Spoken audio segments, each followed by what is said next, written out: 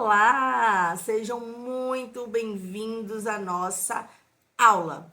Bom, na aula de hoje é uma aula assim bem interessante, bem legal. Eu gosto muito de ministrar esse conteúdo porque é algo que a gente evidencia assim no nosso dia a dia e às vezes a gente nem se dá conta.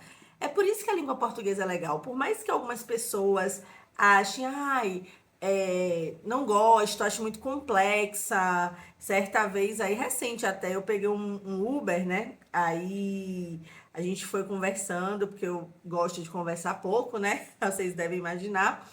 E aí ele, né, falando que eu era professora, qual é a disciplina? Língua portuguesa. Ele, poxa, gosto, mas a língua portuguesa é a língua mais difícil do mundo. É? Engraçado que você está utilizando ela para dizer isso, né? De uma forma assim muito natural. Ele riu, ele disse, mas é complicado, é muito difícil, não sei o que eu disse. Então vai aprender mandarim para você ver o que é língua difícil, então, né? Então, assim, de fato, a língua, a gramática, as normas gramaticais, elas são complexas, não são difíceis, porque tem línguas aí mais difíceis do que a gente, tá? Que é a nossa, obviamente. Mas, na verdade, eu nem gosto de dizer, assim, uma língua mais difícil do que a outra. É porque, como, por exemplo, para nós aqui, né, da língua portuguesa, que a gente tem um código alfabético, então, todas as línguas, de certo modo, que são da família latina, né, que são provenientes do latim, a gente tem uma certa familiaridade. Isso é muito comum. Por quê? Porque elas partem de uma base comum, né? Agora, por que que as línguas, por exemplo, lá da Alemanha já são mais difíceis para a gente? Porque ela, por mais que ela tenha ali um código alfabético, a sua estrutura é diferente, né? Ela tem combinações de consoante que nós não temos, né? Ela tem ali sinalizações, né, pontuações que nós não temos na nossa fonética, então isso vai dificultando. Então, não é que uma língua seja mais difícil do que outra. Agora sim, quando você vai para mandarim, de fato, para a gente é muito complexo, por quê? Porque eles já partem de um código diferente da gente, né? Lá a escrita acontece, a leitura acontece a partir de quê? Não é um código alfabético que eles usam ali um pictograma, né? Uma imagem. Perceba que tem aquele, eu esqueci o nome daqueles negocinhos que eles usam, né? Mas é tudo ali, vou falar desenho, porque eu realmente esqueci o nome, ideogramas, né? E não faz parte da nossa simbologia, né? Do nosso código linguístico. Então, quando a gente olha para aquilo ali, a gente fica. Um negócio assim, desenhado, representa uma palavra toda, ou então só uma letra. Então, pra gente é outra coisa, é outro, sabe? É extraterrestre, mas justamente por isso. Mas não é impossível tanta. Já tem muita gente, inclusive aqui no Brasil, que escreve, fala, né, lê por causa da cultura que é muito forte, principalmente lá em São Paulo. Mas assim, eu não acho que português é difícil, né? Eu acho que ele tem sim seu grau de complexidade. A gente, às vezes, que está estudando aqui nesse momento, né, acha também, mas porque há um déficit lá embaixo, lá atrás, né? Então, assim, português, ele é sequencial. Não tem como você querer aprender um assunto mais complexo sem você ter a base. Então, se você não tem essa base, realmente fica muito mais difícil de você compreender coisas que depois que você pega, assim, são coisas simples, né? Aí você vai ter esse entendimento. Mas a nossa aula de hoje, ela é muito legal mesmo, né? Uma coisa que a gente vivencia literalmente. A gente para assim, caramba, que é o quê? Hoje a gente vai trabalhar sobre a construção de sentido no texto. Então a gente vai falar de alguns fenômenos, né, da semântica, né, que vão ali brincar, digamos assim, com as palavras, com o sentido, né? A gente vai ver coisas assim muito legais que são muito comuns no dia a dia.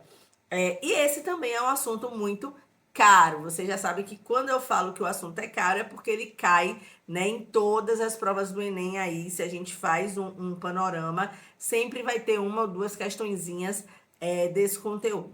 Então a gente vai trabalhar com essa questão do sentido das palavras, né? Denotação e conotação. Lembra que lá na primeira aula, se eu não me engano, quando eu falei de linguagem, eu falei de alguns aspectos da linguagem, dentre eles, esse aspecto justamente de sentido, que é a conotação e a denotação. Eu não expliquei lá, né? Falei assim bem por cima, porque a gente teria uma aula que é a de hoje. Chegou o nosso momento de falar especificamente sobre esses dois fenômenos aí que são super naturais na língua portuguesa.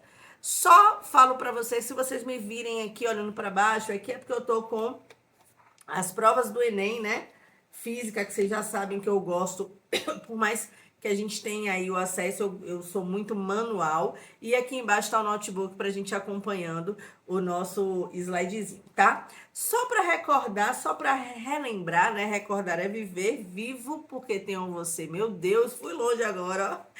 Da época que eu escrevia frases aleatórias no caderno para meus crushes que nem sabiam da minha existência. Péssima, né?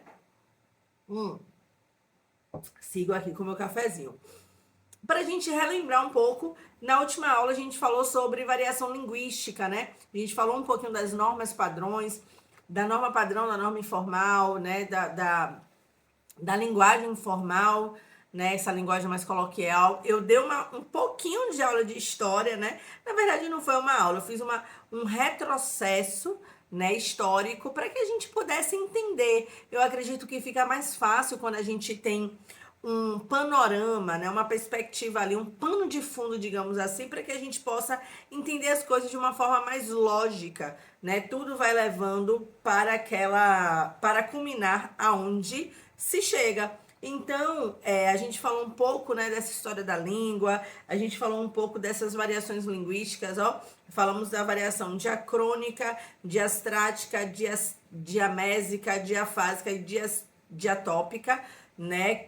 Esses são os nomes mais esdrúxulos, mas a gente também falou dos nomes das outras possibilidades que eles podem vir e fizemos questões, né, de 2025, 2024 e 2023 para vocês verem que realmente é um assunto que vai ali recorrentemente cair nas provas do Enem. Então, se vier na próxima, é ponto para a gente, beleza? Então vamos lá. Então vamos começar aqui com o nosso conteúdo, né? Falar aí dessa construção de sentido no texto, porque o texto, meu Deus do céu, é uma piscina, adora trazer vários elementos ali pra gente. Então, primeira coisa que a gente precisa entender: aspecto da linguagem. Então, quando a gente fala, né, a gente falou lá nessa primeira aula de 3 aspectos da linguagem diferente. Hoje a gente vai falar justamente desse aspecto que está vinculado ao sentido das palavras. E aí a gente tem 2 formas dessa linguagem aparecer, dessa linguagem acontecer, né, na sua concretude. Então a gente tem a linguagem denotativa ou denotação, ou a gente tem esse texto, essa palavra no seu sentido conotativo ou conotação, beleza? Qual é a diferença? Bom, lembra que eu gosto sempre de fazer associações. Vamos lá? C, conotação. Estamos falando do aspecto da linguagem que está vinculado ao sentido. Então, quando eu vejo o sentido conotativo, quando eu digo assim, ó, essa palavra está no seu sentido conotativo, ó, C, a gente vai pensar C de quê? Criativo. Ou seja, é quando aquela palavra está num sentido que não é o sentido real dela, né? Foi atribuído, ou seja, alguém com sua criatividade, né, de pensar, atribuiu a uma determinada palavra que já existe um outro ou outros sentidos para ela. E o denotativo, D de quê? De dicionário. A gente sabe que o dicionário ele tem ali uma formalidade, né? E normalmente eu sei que talvez muitos de vocês nunca tenham pego ali, tenham pegado, na verdade, um dicionário físico. Eu já peguei, obviamente. E muitas vezes o dicionário, quando você pega ali um verbete, não uma palavrinha, ele tem várias numerações. Aquelas numerações ali são equivalentes aos significados que aquela palavra foi ganhando, né? Foi acrescentando.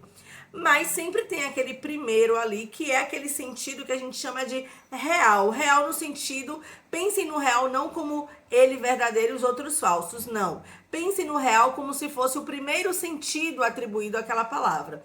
Vou dar um exemplo aqui, deixa eu ver aqui se eu botei um exemplozinho aqui. Pronto, olha só.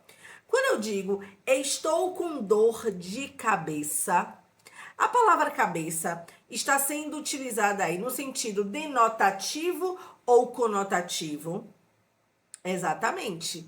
denotativo. Por quê? Porque normalmente, quando a gente fala de cabeça, a gente atribui essa parte do corpo. Muito bem. Mas se eu digo assim, ó, rapaz, Rebeca é a cabeça da equipe. Estou utilizando a mesma palavra, cabeça. Mas nesse contexto, a palavra cabeça está sendo utilizado no seu sentido denotativo? Não, está sendo utilizado no sentido conotativo, né? Por quê? Porque eu estou dizendo aí que Rebeca não é que ela seja a cabeça. Estou querendo atribuir aí uma questão de liderança, né? Rebeca é a líder da equipe. Eu poderia utilizar a líder, a palavra líder, poderia, mas eu utilizei cabeça e dá no mesmo, né? Por quê? Porque a gente foca no sentido. Então, nesse segundo momento, a palavra cabeça está sendo utilizada no seu sentido conotativo, sentido figurado. Vou lhe dar ainda mais um exemplo, ó. Estou com aquele menino na cabeça. Imagine se fosse o sentido literal, denotativo. Ó, não tem ninguém, graças a Deus, aqui na minha cabeça. Não mesmo, viu? Nem um fantasminha, nada. Você não veja coisa, não. Nem chifre. Bom, mas quando eu digo assim, né? Estou com aquele menino na cabeça, obviamente que ele não tá aqui na minha cabeça. Mas eu tô querendo dizer o quê? Que ele está no meu pensamento, eu tô pensando nele. Então, eu também tô utilizando a palavra cabeça aí no seu sentido conotativo. Eu estou atribuindo aí um novo, né? Um outro sentido, um sentido que a gente também pode chamar de figurado, né? Para a palavra cabeça. Entenderam? Então, a gente tem as palavras, elas podem estar aí no seu sentido conotativo, que ó, conotativo C de quê? Criativo, ou denotativo de dicionário, o sentido ali próprio da palavra. Entendido isso? Muito bem. Bom, essa parte que a gente estuda na gramática, a gente chama de semântica, né? A semântica é uma parte ali vinculada, obviamente, à gramática, que vai trabalhar justamente essa questão dos sentidos das palavras, tá? Então, é uma parte da gramática, assim, bem interessante. E aí, tratando dessa semântica, a gente tem alguns fenômenos que ela estuda, né? Além da denotação e da conotação, mas nessa perspectiva ela também trabalha com alguns fenômenos, né? Só que aqui a gente vai trabalhar com esses fenômenos de forma bem pontual, né? Por quê? Porque vocês não precisam saber tudo da semântica, tudo que a semântica traz. Deixa isso para mim. Então, para vocês, é interessante que vocês entendam alguns aspectos, alguns fenômenos linguísticos vinculados à semântica que pode cair na sua prova e já caíram, inclusive. O Enem adora brincar com esses dois aqui. Ambiguidade é recorde e polissemia, tá? São coisas diferentes. Primeiro eu vou começar com o mais fácil que eu acho, que é a polissemia. Olha aí, poli é um prefixo que a gente utiliza para dizer que há o quê? Várias coisas. Então, polissemia quer dizer quando uma palavra, por exemplo, ela pode ter vários sentidos, obviamente, a depender do contexto que ela se enquadra. A palavra, então, cabeça, que eu utilizei recentemente, anteriormente, a gente pode dizer que a palavra cabeça, ela é uma palavra o quê? Polissêmica. Ó, uma palavra polissílaba, hein? Então, a palavra cabeça, ela é uma palavra polissêmica. Por que ela é uma palavra polissêmica? Porque, a depender do contexto, ela pode ter sentidos diferentes. Perceba que eu peguei a palavra cabeça e atribuí 3 sentidos a ela. Um sentido denotativo, né, que é aquele sentido próprio da palavra cabeça, como uma parte do corpo, mas a gente conseguiu atribuir ainda mais 2 sentidos conotativos à mesma palavra cabeça. Logo, a palavra cabeça é uma palavra que a gente pode dizer que ela é polissêmica. A depender do contexto, ela muda o seu sentido. Beleza? Um outro fenômeno que é muito interessante e que as pessoas às vezes confundem é a ambiguidade, tá? Então, assim, o que é ambiguidade? Ambiguidade é quando a gente tem um enunciado, né? A gente tem um enunciado e ele pode variar conforme a interpretação do leitor, né? Então, aqui a gente tem uma tirinha muito legal, tem assim. Você tem pastel, tem um cara, né, que tá vendendo ali o pastelzinho na tirinha. Eu vou pedir pra edição colocar. E aí o cara vem, né? Você tem pastel de R$ 1? Aí o cara falou, tem sim. Aqui, entrega o pastel. Quando o cara come, né? O comprador come o pastel, ele estranha e quando ele olha o recheio, tem uma nota de R$ 1. Então, assim, o que é que a gente pode entender dessa situação? Que o vendedor atribuiu a fala, né, do cliente literalmente, né, no seu sentido denotativo. Mas ele quis dizer, não era que um pastel com sabor de R$ 1. Ele estava falando, atribuindo aí a questão do valor, né? Tem pastel de R$ 1 que eu posso comprar com R$ 1, mas enfim. Então, ambiguidade mas assim, o que é que acontece? Existiria uma forma da gente mudar isso para ficar mais claro? Sim, ele poderia ter dito: você tem pastel que custa ou no valor de R$ 1? É diferente, evitaria. Por quê? Porque ambiguidade, tem algumas ambiguidades que a gente pode dizer assim, meu Deus, mas não. Claro, tipo aqui, quem é que vai querer comer um pastel com recheio de R$ 1? Mas, gente, a interpretação ela é individual. A gente interpreta as coisas a partir do nosso conhecimento de mundo. Então, se você não deixa claro, explícito, né, diretamente, objetivamente o que você está escrevendo ou o que você está falando, você dá margem para que o outro entenda a partir do viés dele. Então, isso na oralidade a gente até consegue organizar, ajeitar, mas na escrita, principalmente aí, quando você for fazer a sua redação, né, você tem que evitar ambiguidades. Então, se você quer dizer, olha, ela é feia, você vai dizer, ó, ela é feia. Você não vai dizer, olha, ela é desprovida de beleza. Para quem? Você entende? Então, não. Você precisa dizer ali exatamente o que você quer. E se você, mesmo que na oralidade, quiser evitar situações, né? Porque às vezes a ambiguidade ela pode nos causar situações assim meio complicadas. Então, para evitar, seja objetivo, seja direto, ó, fala o que você quer falar, claro, né? Pensando no outro que tá ali ouvindo você, tem que ter esse cuidado, mas assim, a ambiguidade é muito comum, tá? Bom, só para dar um exemplo de polissemia, temos aqui uma tirinha também, né? Tá o pai e o filho, né, consertando. O pai tá ali consertando o carrinho, né, de brinquedo do filho. Ele fala assim: só falta encaixar esse parafuso. Filho, vai buscar a porca. Aí vai o filho, ele entendeu no sentido literal. Vamos, Rosinha. Rosinha é o nome da porca, gente. É só por um instante. Rosinha lá comendo, tá sendo feliz, e o menino querendo que Rosinha fosse lá. É mole, Rosinha obviamente não gostou, né? Então perceba que a polissemia aí na palavra porca, né? Porque quando o pai se refere a porca, ele não tá se referindo a porca animal, né? No seu sentido, a palavra porca no sentido denotativo. Ele tá se referindo àquela parte ali do prego, né? Que você bota ali para encaixar o prego. Só que aí o filho entendeu de forma denotativa. Ele não entendeu que a palavra porca, ela é uma palavra polissêmica, ela pode, a depender do contexto, ela pode ter sentidos distintos, né?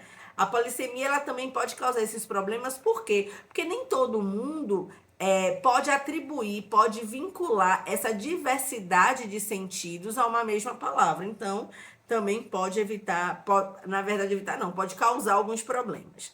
Mas vamos lá. Bom, só pra gente fixar bem, né, essa coisa da ambiguidade ou polissemia, eu vou trazer 2 exemplos aqui e vocês vão me dizer. Olha aqui. Eu tenho Maria, eu tenho a seguinte frase, você vai pensar aí se é ambiguidade ou se é polissemia, beleza? Olha só. Maria dirigiu seu carro até a cidade mais próxima. Aí, nessa frase, a gente tem um problema de ambiguidade ou de polissemia? A gente tem um problema não, né? A gente tem uma situação de ambiguidade ou de polissemia? O que é que vocês acham? E aí? Exatamente. Muito bem. Claro que vocês não iam errar essa, né? Claro que quando eu digo Maria dirigiu o seu carro até a cidade mais próxima, há um problema, não, há uma situação, problema não, mas há uma situação aí de ambiguidade. Por quê? Porque ao certo a gente não sabe se Maria dirigiu o carro dela ou carro, o seu carro. Ó, Maria dirigiu o seu carro até a cidade mais próxima. A gente não tá aí, não fica claro se esse carro que Maria dirigiu é o dela, Maria dirigiu o seu carro, ou então, ó, Maria dirigiu o seu carro. Então aí a gente tem uma situação de ambiguidade.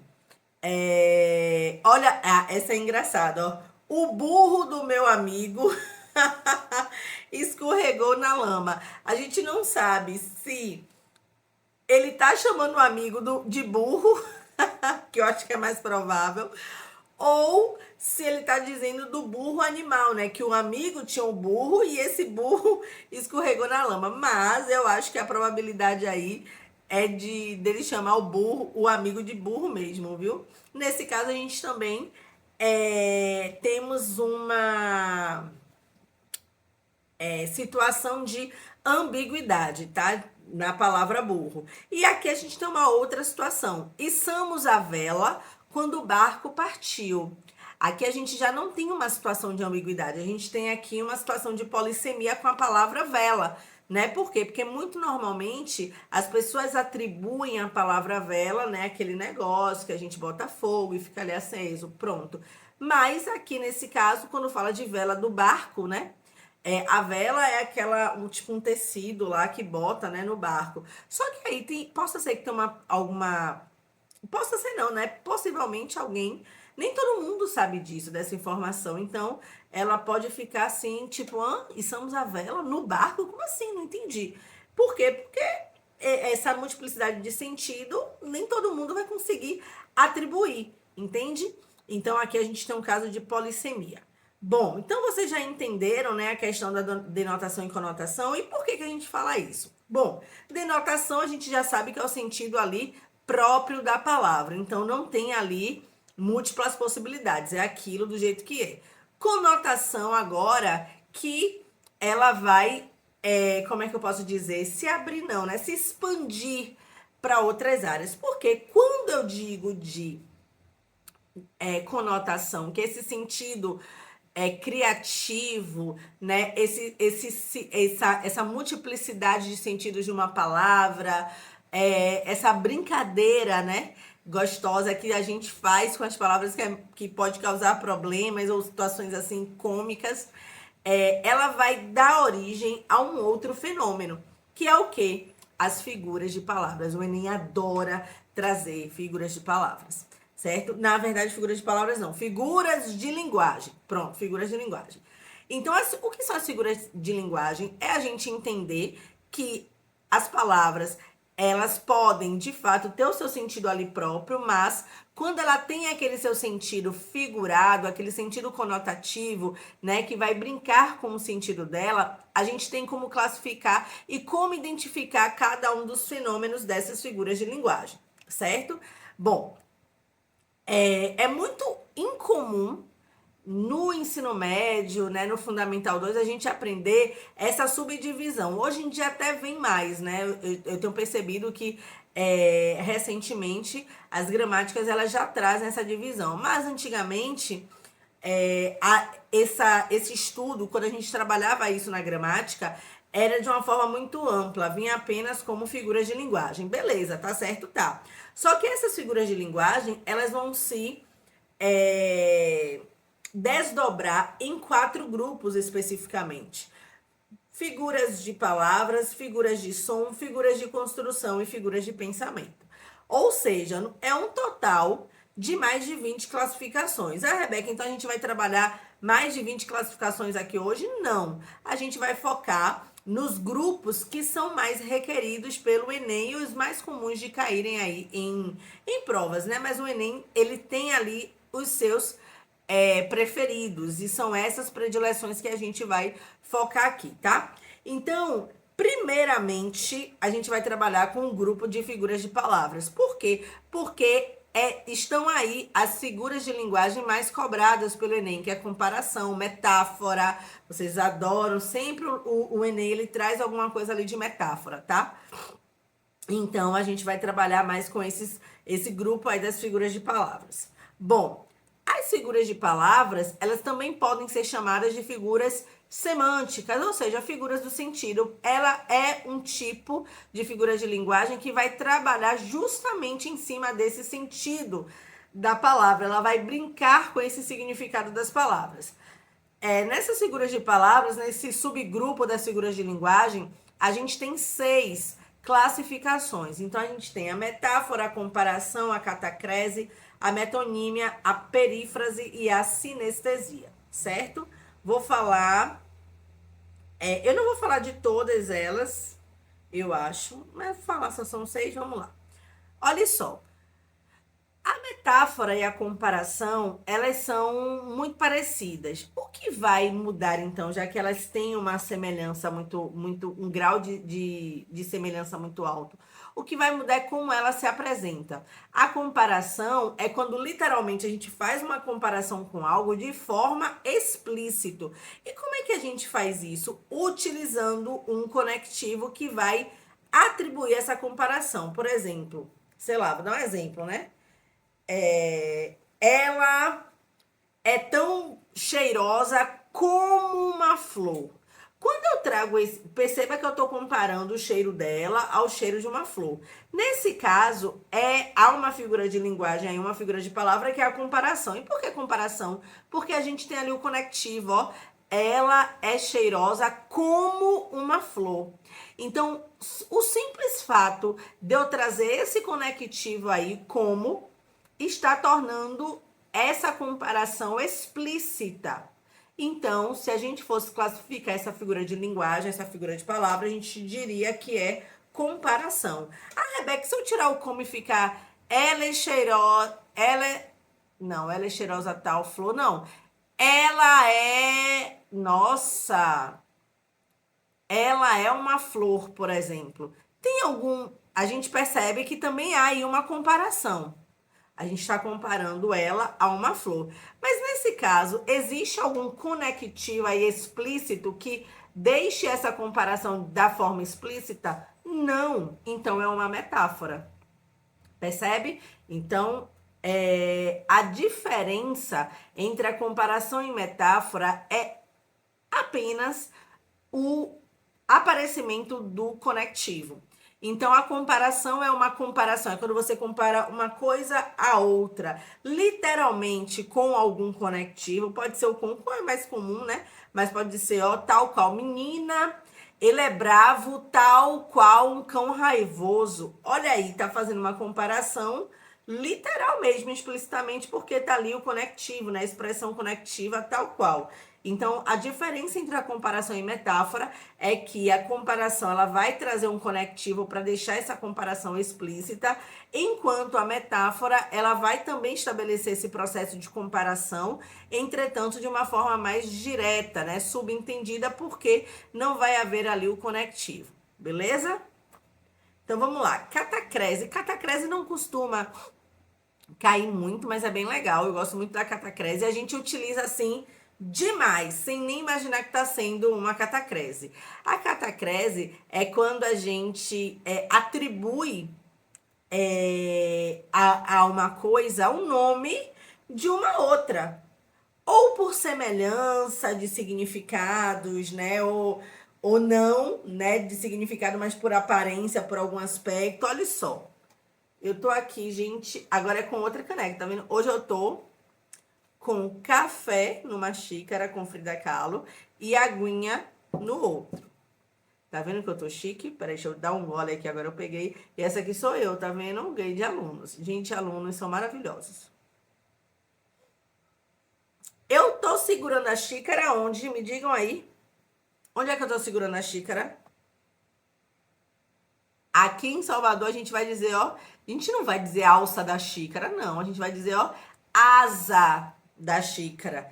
Claro que isso, evidentemente, não é uma asa, porque senão sairia voando, né, gente? Mas a gente, aqui em Salvador, costuma atribuir aqui, ó, o nome disso aqui é uma asa. Asa da xícara. Ih, quebrou a asa da xícara. Ó, deixa eu ver aqui. A gente, na boca da gente, a gente tem a língua. E a parte de cima, como é que a gente chama? Tem até uma música, né? Eu vou enfiar uva no céu da sua boca. Olha aí, céu da boca, catacrese. Como é que na boca vai ter um céu, gente? Entende? Pronto. Ali, ó, quem faz aí, quem cozinha, você tem ali, ó, um tempero que eu amo, alho. Você tem, em um alhozinho só, você tem duas catacreses. Você tem a cabeça do alho, né, que é quando ele tá ali com o quê? Com os dentes todos ali agrupados. Então, você tem duas catacreses. Você tem a cabeça do alho e os dentes do alho. Olha aqui, ó, quando a gente passa blush, meninas, se vocês estiverem assistindo, a gente passa blush aonde? Na maçã do rosto. Maçã do rosto. Entende? Pronto, então a catacrese é isso. Eu amo a catacrese. Gente, se a gente for parar, a gente tem tanta catacrese engraçada. Enfim. Metonímia. Metonímia cai bastante, viu? O que é a metonímia? A metonímia, ela vai ocorrer quando você substitui a parte pelo todo. Como assim, Rebeca? Eu não entendi. Tô até sem livro aqui, vamos lá. Suponhamos que eu ainda estou lendo Diário de uma Plantação. Meu mouse, gente, ia cair. Peraí, que não caiu, mas eu fiz zoada. Beleza. Suponhamos que eu esteja lendo aqui um diário de... Ih, esqueci, falei agora. Sei lá, O Pequeno Príncipe.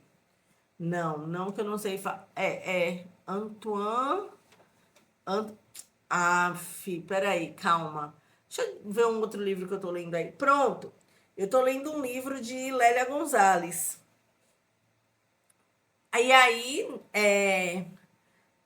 Eu poderia falar assim, ó. Gente, eu estou lendo Lélia Gonzalez. Eu não estou lendo Lélia Gonzalez. Eu estou lendo um livro escrito por Lélia Gonzalez. Então, eu poderia dizer... Pô, eu também esqueci... Ai, gente, eu tô péssima, né? Esqueci várias coisas. Principalmente quando mistura autor e... Pronto. Eu acabei de ler Conceição Evaristo. Eu não li Conceição Evaristo. Eu li o quê? Um livro escrito por ela chamado Olhos d'Água. Olhos d'Água. Um livro de contos maravilhoso. Se vocês não leram... Eita! Se vocês não leram, leiam. É muito bom.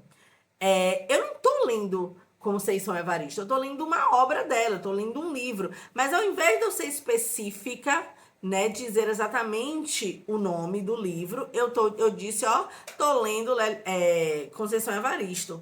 Então, perceba que toda vez que a gente troca a parte, o livro, no caso, né, o livro Olhos d'Água, pelo todo, que é a autora, eu tô fazendo uma metonímia. Isso não acontece só com livro, não, tá, gente? Acontece com várias coisas, cidade, lugares, enfim.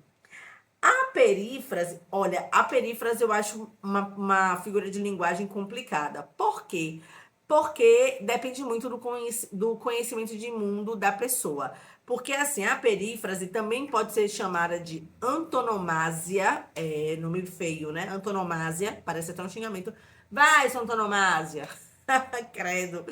Bom, a perífrase ela é caracterizada quando você... É tipo um bullying literário, tá? Porque assim, ao invés de você dizer o nome da coisa, você vai chamá-la por um apelido, uma característica. Eu vou dar um exemplo. Nossa, eu vou amanhã no show da Rainha dos Baixinhos. Tipo, na minha época, que não é muito, tá? Não é muito tempo atrás, obviamente. Na minha época, que era a Rainha dos Baixinhos? Xuxa. Só que assim, se eu for falar isso para uma pessoa de 10, 15 anos hoje, é muito capaz que ela... Rainha dos Baixinhos? Tá falando de quê? Não tô entendendo. Possa ser que ela nem entenda do que é que eu esteja falando. Então, a perífrase eu acho uma figura de linguagem complicada nesse sentido, né? Porque nem todo mundo vai ter ali essa atribuição. Você chega aqui no Brasil, quem é o rei do futebol? Pelé. Vai na Argentina, quem é o rei do futebol? Maradona. Então, é um pouco complicado. Sinestesia. Sinestesia é quando você vai brincar ali, né? Digamos assim, com a mistura de sensações. Por exemplo, nossa, ela me deu um olhar frio. Você tem aí uma mistura de sensações, né? Porque assim, vamos partir do princípio que a gente tem 5, né, sentidos. audição, olfato, paladar, visão e tato. Visão e tato. 5 sentidos. Perceba, quando eu digo que ela me olhou com um olhar frio, eu tô misturando os sentidos. Óbvio que o olhar não vai ser frio, gente.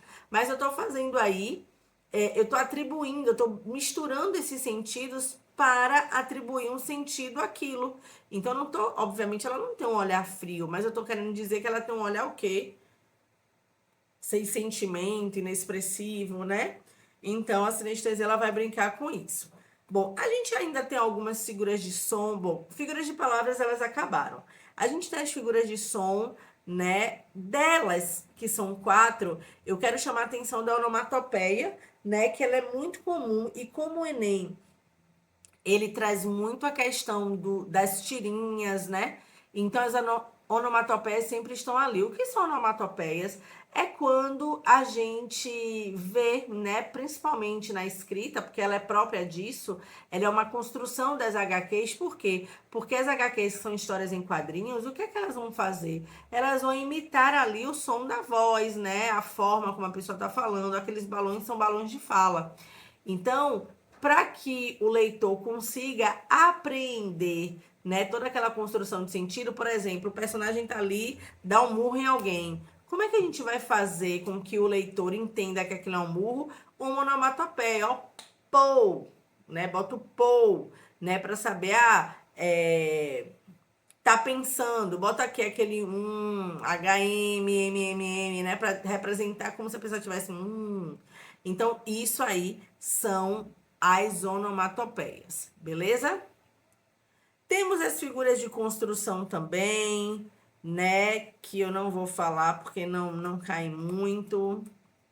Tem aqui as figuras de pensamento, né? Que são interessantes de algumas. Eu vou falar de algumas aqui. A hipérbole, né? A hipérbole, ó, hiper vem de quê? Grande, né? Uma coisa grande. Então, a hipérbole é quando você vai exagerar alguma coisa. Nossa, eu tô morrendo de fome. Você não tá morrendo de fome, você tá utilizando aí uma hipérbole, né? Você tá usando do exagero para poder ali mostrar o quanto você tá com fome, mas você não tá morrendo de fome. Eufemismo. Eufemismo, ó, eufemismo, olha aí, femismo, lembra o quê? Feminino, né? Então, eufemismo é quando a gente suaviza alguma coisa. Ó, ele não é feio, ele é desprovido de beleza. Ele é feio. Só que você não quis ser tão direto. Isso acontece muito quando alguém morre, né? A gente normalmente não fala, pô, fulano morreu, poxa, fulano partiu dessa para melhor. Principalmente se você tem algum tipo de sentimento, né? Se você não tem sentimento, fulano morreu, massa. Mas se você tem um sentimento pelaquela pessoa, você vai dizer, poxa, ele agora tá nos braços do pai. Olha, ele foi dessa para melhor. Então, toda vez que você tenta suavizar alguma coisa, você tá ali utilizando essa figura de palavra, eufemismo. A ironia, muita gente aí utiliza, mas muito pelo contrário, muita gente não sabe entender que a pessoa está ironizando, né? Até porque a ironia, principalmente na oralidade, depende muito do tom, da forma que o outro fala. A ironia nem todo mundo entende, né? Essa tirinha, essa chargezinha aqui eu acho massa. Tá tendo um diálogo entre a escova de dente e o papel higiênico. Aí a escova de dente fala: às vezes sinto que tenho o pior trabalho do mundo. A escova de dente. Aí o papel higiênico: sim, sim, sim. Quem é que vocês acham que tem o pior trabalho do mundo? A escova ou o papel? Não precisam me dizer, viu? Ficar aí no pensamento. A antítese vai ser a oposição, né?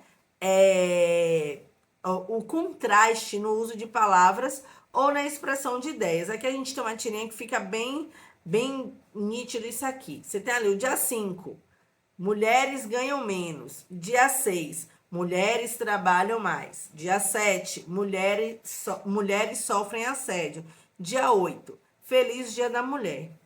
Olha a oposição aí, né? Você tem ali, nos dias que antecipam o dia 8, dia da mulher, só notícias ruins. Aí no dia 8, opa, dia da mulher, vai comemorar o quê? Vocês entendem? Então aí há uma antítese, né? Aí uma contrariedade, não, a coisa não está funcionando como deveria ser, né? Então, é mais ou menos isso. Bom, eu falei aqui as principais, tá? As principais figuras de linguagem que a gente pode ver. Claro que tem outras, mas a intenção aqui não é passar essa listagem, mas sim tentar focar no que realmente cai na prova de vocês. Vou beber uma água, vou dar um minutinho aí para vocês se recuperarem e aí a gente volta resolvendo algumas questõezinhas do Enem 2025 e 2024 para vocês poderem ver como é que o Enem traz, né, na prova essas figuras de linguagem, como é que ele brinca aí com essas produções de sentido no texto, nas questõezinhas de vocês, beleza? Então, daqui a pouco a gente está de volta.